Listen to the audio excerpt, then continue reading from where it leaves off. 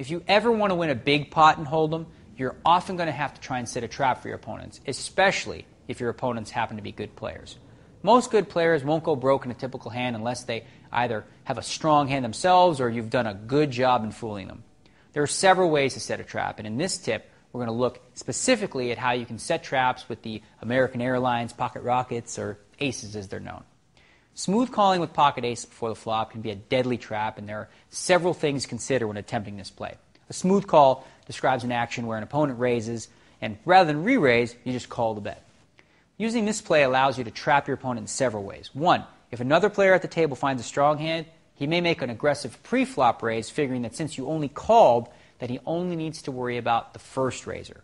When it gets back to you, it's time to pounce back at him with an aggressive re-raise.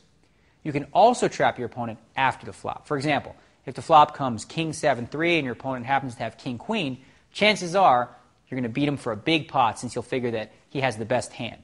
By smooth calling with the aces before the flop, you conceal the strength of your hand, which often turns into extra bets later. The other key benefit to slow playing the aces sometimes is that it will trap opponents that wouldn't otherwise lose a penny. For example, let's say that a player raises and you make a re-raise with aces. If someone behind you happened to pick up ace-king, he's probably going to fold his hand in the face of a raise and a re-raise. If he doesn't, well, he's a bad player anyway, and he's probably going to go broke soon enough.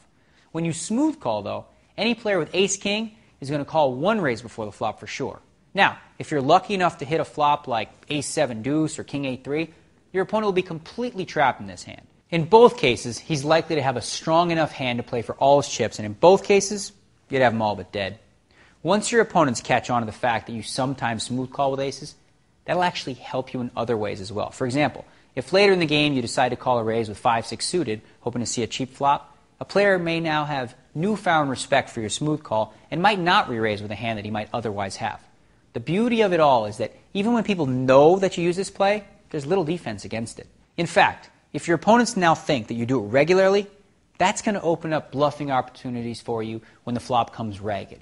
I mean, they saw you smooth call with aces once, and that may stick in their minds for a long time, even though you may not do it again the entire session. I must warn you, though, that there are some dangers in slow playing aces before the flop. You're going to get them beat more often. The key thing you should focus on is not how often you win with aces, but how much money you win when you do. When you get to a flop with aces after a smooth call, you need to proceed with a little bit of caution. For example, if a flop comes Jack-Jack-4, there's absolutely no reason to get fancy here. If your opponent has trips, you're just dead meat. The last thing you want to do is set a trap with aces and then go broke after falling into your opponent's trap. When the board gets scary, play your aces carefully.